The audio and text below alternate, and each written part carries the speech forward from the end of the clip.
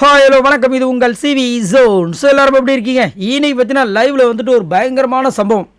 என்னென்னா இந்த பிரதீப் பேரை கேட்ட விட சும்மா அதிருது இல்லை அப்படின்ற மாதிரி தான் சொல்லணும். ஏன்னா இந்த பிரதீப் வந்துட்டு உள்ளே வந்து அவ்வளோ பெரிய இம்பேக்ட். இப்போ என்னமோ மாயா வந்து பெரிய கண்டென்ட் குயின்னு அது இதுன்னு சொல்லிட்டு இருக்காங்க. ஆனால் மாயாவுக்கு முன்னாடியே கண்டென்ட்டை க்ரியேட் பண்ணுன்ற ஒரு நோக்கத்திலேயே வந்துட்டு எல்லாரையும் என்டர்டெயின்மெண்ட்டாக எல்லாரையும் ஆக்டிவேட்டாக வச்ச ஒரே ஒரு பர்சன் இந்த பிரதீப் மட்டும்தான். எல்லாரையும் சுத்த விட்டார்.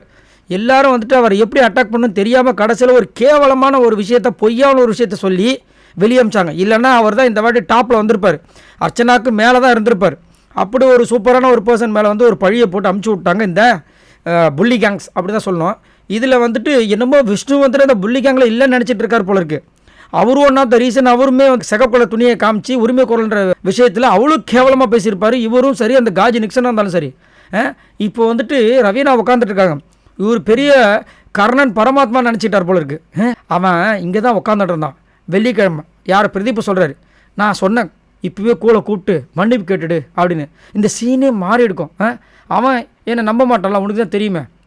அவன் என்ன நினச்சான்னு தெரியல, நான் பார்த்துக்கிறேன்னு சொல்லிட்டான். சரி போன்னு சொன்னேன், அவன் போயிட்டான். ஆக்சுவலாக அவன் என்னை பிகினிலேருந்தே நம்ப மாட்டான். அதனால் என்னாச்சு, அந்த ஒரு விஷயத்தில் எல்லாமே மாறிடுச்சுல அப்படின்றாரு. இவர் வந்துட்டு அவரை காப்பாற்றணும்னு நினச்சாரான். இவர் என்ன பண்ணான்றது எல்லாருக்குமே தெரியும். ஆக்சுவலாக நான் ஜெயிலுக்கு போகிறேன்னு சொல்லிட்டு பிரதீப் வந்துட்டு அவர் அந்த பேசின ஒரு விஷயத்துக்காக நான் தண்டனை அனுபவிக்கிறேன்னு சொல்லும்போது விஷ்ணு பேசின வார்த்தைகள் இன்னுமே காதில் ஒழிச்சிட்ருக்கு. தம்பி, இந்த ஜெயில் மேட்ரு கிடையாது, நீ ஜெயிலுக்குலாம் போகவே கூடாது. நீ ஜெயிலுக்கு போனோன்னா அந்த தண்டனை கம்மியான மாதிரி ஆகிடும். உனக்கு பெருசாக நாங்கள் ஒன்று வச்சுருக்கோம், நீ இந்த சின்ன தண்டனைக்கெலாம் ஆசைப்படாத, உன்னை நாங்கள் வேறு விதமாக வந்து ட்ரீட் பண்ண போகிறோம் அப்படி இப்படின்னு கலாச்சிருப்பார். ஒரு செம்ம காண்டாக இருப்பார். நம்மளுக்குலாம் அவ்வளோ காண்டாக இருந்தது.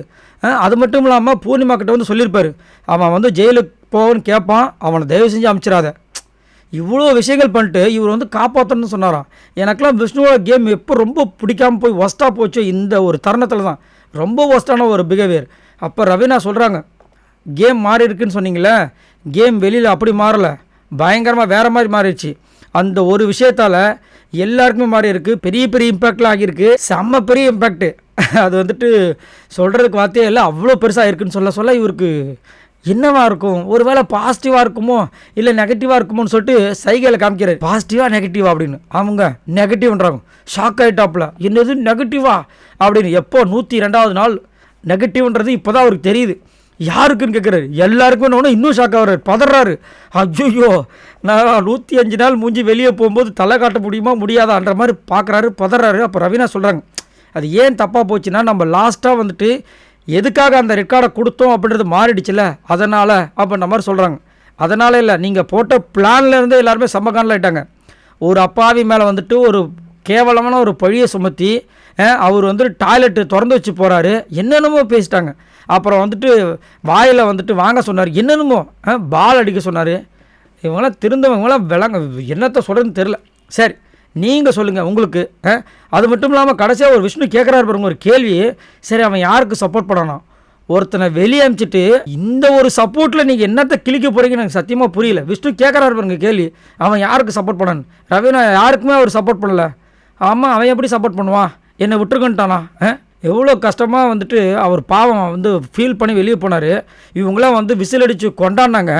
இவங்க வந்து பேசுகிறாங்க பேச்சு. சரி, உங்களோட கருத்தை சொல்லுங்கள். இதில் என்ன ஒரு பியூட்டினா லாஸ்ட்டாக வந்துட்டு இது இப்படியே போச்சுன்னா பிக் பாஸ் வந்து ரவீனா வெளியே அமிச்சாலும் அமுச்சுடுவான்னு சொல்லிட்டு அவர் எந்திரி கிளம்புன்னு சொல்லிட்டு மணி வந்துட்டு ரவீனா அமிச்சுட்டு அவரும் கிளம்பிட்டாப்ல. சரி, உங்களோட கருத்தை சொல்லுங்கள். பாய் நண்பர்களே.